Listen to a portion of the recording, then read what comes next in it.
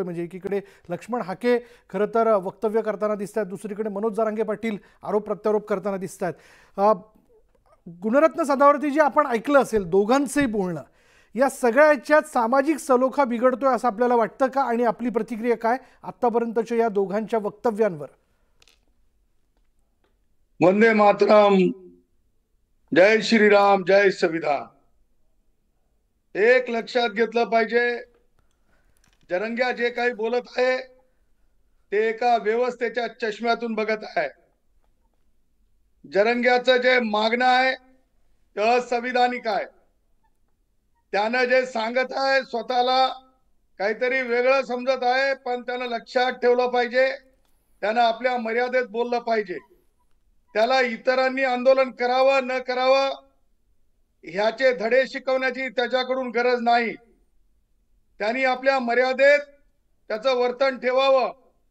दुसऱ्या समाजाला, दुसऱ्या घटकाला तुम्ही असं केलं नाही पाहिजे, तुम्ही आमच्या मागणीला विरोध नाही केला पाहिजे.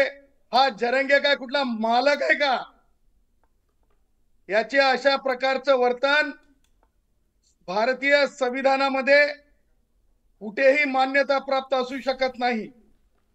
ज्यावेळेस माझ्या मराठा भावांना हे माहिती आहे की 2021 नंतर आणि आता तामिळनाडूच्या, केरळाच्या आणि ह्याच्या बिहारच्या जजमेंट नंतर रिझर्वेशन जे आहे 50% वर जात नाही. आणि माझे मराठा भाऊ 2021च्या जजमेंट प्रमाणे मागास ठरत नाहीत. कारण पॉलिटिकली जो क्लास आहे, जो पॉलिटिकली वर्किंग क्लास आहे, जो पॉलिटिक्स मध्ये सक्रिय आहे, अशा वर्गाला मागास ठरवण्यास सुद्धा माननीय सर्वोच्च न्यायालयाने जयश्री पाटील विरुद्ध मुख्यमंत्री महाराष्ट्र शासन उद्धवच्या काळातला निवाडा आहे, त्याच्यामध्ये मी वकील होतो. त्याच्यातच स्टॅट्युटरी इस्टोफिल येते. स्टॅट्युटरी इस्टोफिलचा अर्थ एक बांधा येतो, तो बांधा क्रॉस केला जाऊ शकत नाही. आणि विद्यमान जे निकाल आहे बिहार माननीय उच्च न्यायालयाचा, त्याच्यामध्ये इन प्रिझन असा शब्द वापरलाय. जयश्री पाटीलचं जजमेंट असेल, इंदिरा साहनीचं जजमेंट असेल, बिलकुल याबद्दल सगळ्यांना ठाऊकच आहे. पण सदावर्तीजी, मनोज जरांगे पाटील भुजबळांना राजकारणात आम्ही तुम्हाला उठवून टाकणार, याला पाडणार, त्याला पाडणार, अशी भाषा त्या करताना दिसत आहेत. याबद्दल आपलं काय म्हणणं आहे? हो बघा, या चिल्लर चलर गोष्टी जरंगे तू करू शकत नाहीस. तू एक बॉल सारखं तुझं वर्तन आहे. तुला सांगतो जरंगे, राष्ट्रवादी काँग्रेसचे वयोवृद्ध पुढारी शरद पवार यांच्या सांगण्यावरून त्याचं मी स्टेटमेंट पाहिलंय. मी एक स्टेटमेंट मध्ये तो मुख्यमंत्री होण्याची भाषा करतो. मला त्याला सांगायचं आहे की मुख्यमंत्री होण्यासाठी एका जातीचं, एका धर्माचं नेतृत्व करून माणसं आजकाल ग्रामपंचायतीचे सदस्य सुद्धा होऊ शकत नाहीत. माझं तर म्हणणं आहे की जरंगे जात म्हणून ग्रामपंचायतीला माणूस निवडून येत नसतंय. आणि शरद पवारांकडून असे लाडू अनेकांनी खाल्लेले असतात. त्याच्यामुळं जरंगे जे काही बोलत आहे ते शरद पवारांचे लाडू तोंडात ठेवून बोलत आहे आणि शरद पवारांचा चेंडू सारखं ते काम करत आहे. इधर घुमो उधर घुमो, या नेत्यांवर टीका, त्या नेत्यांवर. मला सांगा, भुजबळांच्या कर्तृत्वाचं, भुजबळांच्या अभ्यासाचं जरंगे एका तिळा एवढी तरी उंची गाठू शकते का ज्ञानाच्या बाबतीमध्ये? त्याच्यामुळे जरंगेची भाषा ही व्यवस्थेशी संबंधित आहे. आणि मी जरंगेला चॅलेंज देतो, जरंगे, हे तुझं जे काही चाललेलं आहे मेकॅनिकल, म्हणजे तुझ्या फिडिंगवर बोलणं, हे मेकॅनिकल फिडिंगवर बोलणं सुद्धा एका ठिकाणी थांबेल. आणि आता म्हणून तुला माहित आहे, सरा तिच्या जिथे ज्या सासरवाडीत, काय मला माहिती नाही, लोक म्हणतात सासरवाडीतला तुझा जो ठेपा आहे त्याच ठेप्यात आता तुला थांबायचंय. बाहेर तुला माझे मराठा भाऊ तुझ्यामुळे कंटाळलेत. आज माझे मराठा भाऊ शेतीच्या प्रश्नावर बोलतायत, आज माझे मराठा भाऊ कांद्याच्या प्रश्नावर बोलतायत. जरंगेच्या सोबत आता कुणी नाही. म्हणून Jarange, sit down in Antarwali Sarate. बर, त्यांनी मराठ्यांना एकत्र येण्याचं आवाहन केलेलं आहे. खरंच असं हे सगळं घडू शकतं का? आणि त्याचे काही परिणाम वेगळे असू शकतात असं तुम्हाला वाटतं का? जरंगे हे काय एलिमेंट आहे हे सगळ्यांना माहिती आहे. मला जरंगेवर जास्त बोलून राईचा पर्वत जरंगेला करायचं नाही. जरंगे ज्या पोझिशन मध्ये आहे त्या पोझिशन मध्ये तुम्हाला सांगतो की जरंगेला कोणी मराठा भाऊ, मराठा युवक, ज्या मराठा समाज माझा श्वास आहे असं मी मानतो, त्या मराठा भावांना जरंगे कोणी मराठा भाऊ त्याचं ऐकणार नाहीत. आणि हे जे काही बोलतोय जरंगे, ह्या बोलण्याला काडी मात्र सुद्धा मराठा भाऊ किंमत देतील असं वाटत नाही. त्याच्यातले बोलके उदाहरणं सांगतो मी तुम्हाला. परभणी जिल्ह्यामध्ये जाम गाव आहे, तेथील मराठा युवक म्हणजे काय नाव त्यांचं, दत्ता नावाचे जे दत्ताजी रेंगे, या युवकांच्या माध्यमातून संबंध या महाराष्ट्रामध्ये मराठा युवकांनी संविधानिक भूमिका काय असते, आरक्षण मिळू शकते की नाही, ह्या सगळ्या गोष्टींचा उलगडा करण्याची एक नवी प्रक्रिया दत्ता रेंगेंच्या नेतृत्वाखाली जे जामचे आहेत ते युवक आहेत आणि त्यांच्या नेतृत्वाखाली आता सुरू झालेली आहे. आणि विविध जिल्ह्यातून आम्हाला सुद्धा थेट फोन येतात आणि लोक सांगतात की साहेब हे फार झालं, आता तुम्ही सांगा आम्हाला की भूमिका काय.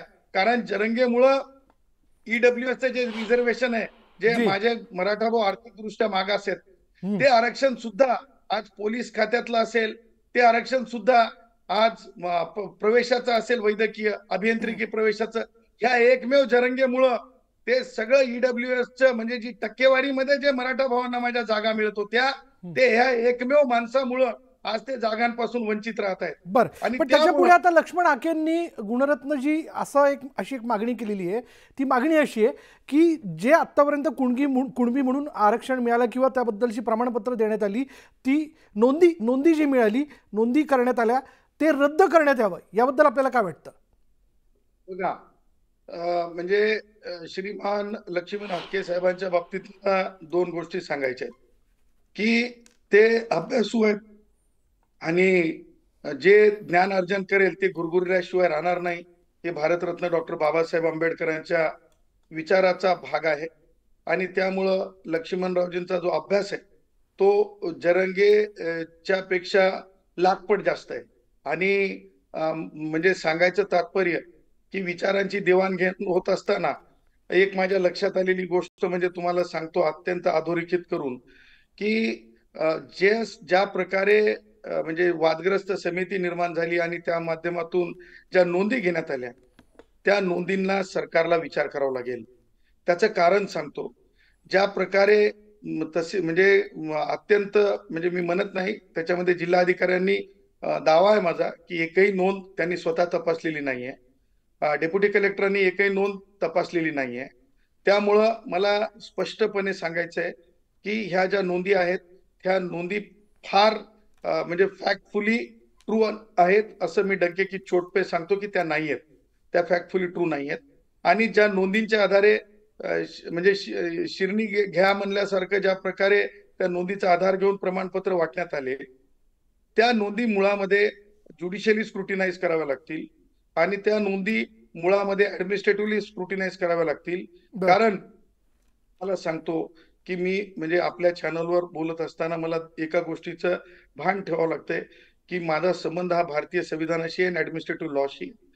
तर जो कायदा आहे म्हणजे ज्याला आपण कास्ट स्क्रुटिनीचा कायदा म्हणतो आणि त्याचे रूल्स म्हणतो, आणि त्या रूल्स प्रमाणे 2012चा जो रूल आहे त्या रूल प्रमाणे आणि त्या कायद्याप्रमाणे एक गोष्ट महत्वाची आहे की प्रत्येक नोंदीला व्हेरीफाईड करावं लागेल आणि क्रॉस एक्झामिन करावा लागतो त्याच्यावरल्या हरकती. याच्यामध्ये कोणतीच नोंद म्हणजे जी नोंद म्हणजे जे प्रमाणपत्र देताना घेतलेली नोंद आहे ती त्या ज्या नोंदी लक्षात घेतलेल्या आहेत त्या नोंदीवर कधीच पब्लिक नोटीस करून वादग्रस्त नोंदीचं केलं नाही. त्याच्यामुळे ही एकही नोंद कायदेशीर दृष्ट्या टिकू शकत नाही. आणि जे म्हणजे कुणबी मराठा म्हणून जे हे बोलत आहेत, सांगायचं तात्पर्य की कुणबी जो वर्ग आहे तो वर्ग जो आहे तो सोशल डिसेबिलिटी वाला वर्ग वेगळा आहे, ज्याला सामाजिक. पुढे जाऊन मला सदावर्तीजी असं विचारायचं होतं की एकीकडनं आता ओबीसींची मागणी, ओबीसींनी ज्या काही वेगवेगळ्या मागण्या ठेवलेल्या आहेत किंवा त्यांनी जे मुद्दे मांडलेले आहेत ते मुद्दे, आणि दुसरीकडनं जरांगे पाटलांकडनं आरक्षणाच्या संदर्भात वारंवार होणारी वक्तव्य, यात आता सरकारची राजकीय कोंडी झाली आहे असं वाटतं का? सरकार हे वेलफेअर स्टेट आहे सरकार जरंगेचे असू शकत नाही। मी डंके की चोट पे सांगत आहे, सरकार जरंगेची असू शकत नाही एकट्याची। सरकारांना विचार करताना दोन्ही बाजूचा विचार करायचा असतो आणि हीच भारतीय संविधानाच्या आर्टिकल 38 मध्ये वेलफेअर स्टेटची डेफिनेशन आहे। नॉन डिस्क्रिमिनेटिव्ह स्टेट हे मूल तत्व आहे भारतीय संविधानाचं, basic structure of the constitution आहे। जी आणि त्यामुळं सरकारला जरंग्यासाठी वेगळी बडेजाव आणि इतर कुणी असेल, मग ब्राह्मण असेल किंवा कुडमुडे दोषी आहेत ओबीसी मध्ये, ब्राह्मण भटके किंवा हक्के साहेब असतील किंवा ससाने असतील, मंगेश ससाने असतील, ह्या सगळ्यांना सुद्धा समान वागणूक द्यावी लागेल, सगळ्यांचं ऐकावं लागेल। जी आणि न ऐकता करणं कधी सुद्धा हे किताय ज्याला म्हणतो आपण योग्य नसतंय आणि असंविधानिक असतंय। त्याच्यामुळं माझं तर स्पष्ट म्हणणं आहे, सरकारांनी जेवढा वेळ जरंगेवर व्यर्थ घालवला त्यापेक्षा मराठा समाजातील ज्या प्रकारे मी आता सांगितलं, दत्ता रेंगे सारखे तरुण असतील, युवक असतील, अशा युवकांना दत्ता पात्रीकर साहेब प्राचार्य प्राध्यापक औरंगाबाद छत्रपती संभाजीनगर अशा प्राध्यापकांना किंवा किंबहुना त्या पुढे जाऊन कमल किशोर कदमांना अशा व्यक्तींना तुम्ही बोलवा, त्यांना हे दाखवा आणि ह्या माणसांना सांगा की सत्य काय आहे, की जरंगेचा हे लपंडाव जे म्हणजे राष्ट्रवादी काँग्रेसचे पुढारी शरद पवार जे आहेत त्यांनी चालवलेला हे समाजाला कितपत योग्य आहे, ह्या सगळ्या गोष्टी आता प्रामुख्याने विचार करायला लावणार आहेत। जी आपली ही मागणी आहे, आपले मुद्दे